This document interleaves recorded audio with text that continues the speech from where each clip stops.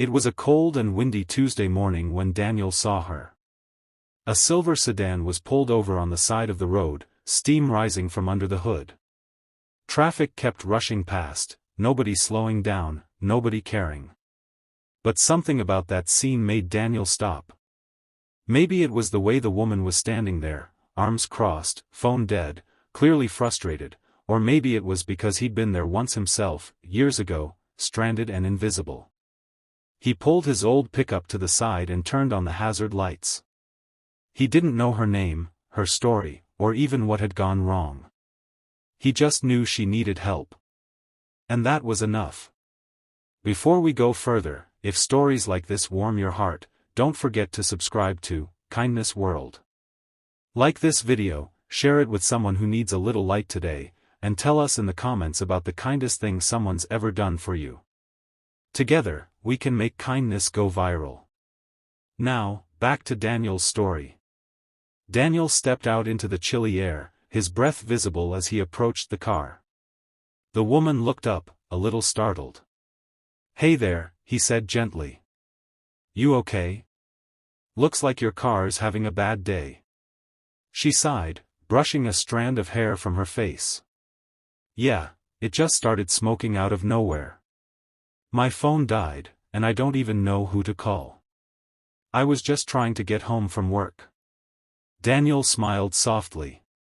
"Well, lucky for you, I've got jumper cables, tools, and maybe a little bit of car magic." She let out a small laugh, the first hint of relief on her face. "That would be amazing. I've been standing here almost 30 minutes, and everyone just drove by." "Not everyone," he said kindly, already lifting the hood. Daniel wasn't a mechanic by trade, he worked construction, actually, but he knew enough about engines to see that her radiator hose had cracked. The car wouldn't be going anywhere until it cooled down and got patched. He told her as much. She looked worried. "I don't have a tow service, and I'm kinda tight on money this week," she said quietly. Daniel nodded.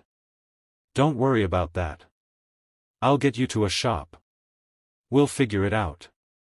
He spent the next hour helping her, giving her his old blanket to stay warm, running to a nearby gas station to grab water for the radiator, and finally using tape and a spare clamp from his truck to make a temporary fix.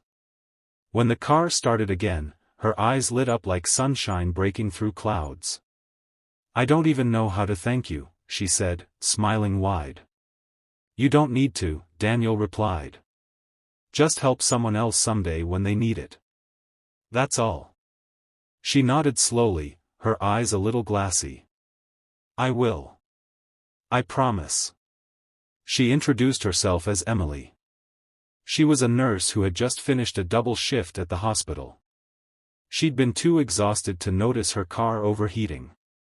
Before leaving, she asked for his name and jotted down his number, insisting she'd return the favor somehow. Daniel chuckled. "You don't owe me a thing." "Really?" But Emily kept that piece of paper. A few days later, Daniel's life took an unexpected turn. His boss called him into the office. The company had lost a major contract, and they were cutting staff. Daniel, being one of the newer hires, was let go. He tried to stay positive, he'd been through tough times before, but bills were piling up, and his daughter's birthday was coming soon. He didn't have the heart to tell her that there wouldn't be a party this year. The next morning, Daniel went to the local diner for a cheap cup of coffee and to clear his head. As he sat by the window, staring out into the gray morning, a familiar voice spoke behind him. "Daniel?" He turned around, and there she was. Emily. Dressed not in her scrubs this time, but in a sharp navy jacket. She looked genuinely happy to see him. "Emily. Wow, what are the odds?" Daniel said, standing up with a smile. "I've been trying to find you," she said, sitting down across from him. "You helped me when no one else would. I didn't forget that." He waved his hand modestly. "It was nothing. Anyone would have done the same." She shook her head firmly. "No, they wouldn't have. I learned something that day, kindness like that is rare. Then she took a breath. Listen, I don't think you know this, but the hospital I work for, I'm actually the head of the nursing department now, and we're expanding. I've been looking for someone to help with our facility maintenance, reliable, trustworthy, good with tools. When I saw what you did with my car, I thought, who better than you? Daniel blinked. Wait, are you serious? She smiled warmly. Completely serious. The pay's steady, the hours are fair, and it's close to home. I already spoke to the hospital director. You'd start Monday if you're interested. For a moment, Daniel couldn't speak. His throat tightened, eyes misting. I don't know what to say. Say yes, Emily replied with a grin. And maybe let me buy your coffee. That day, Daniel went home with more than just a job offer. He went home with hope. He told his daughter that night, and she jumped into his arms, squealing with joy. He didn't mention how it all happened, how a simple act of kindness had come full circle, but deep down, he knew there was something powerful at work. The following Monday, Daniel started his new job. Emily greeted him with a smile, introducing him to the staff as the man who saved me on the road. Everyone laughed, and Daniel felt something he hadn't felt in a long time, belonging.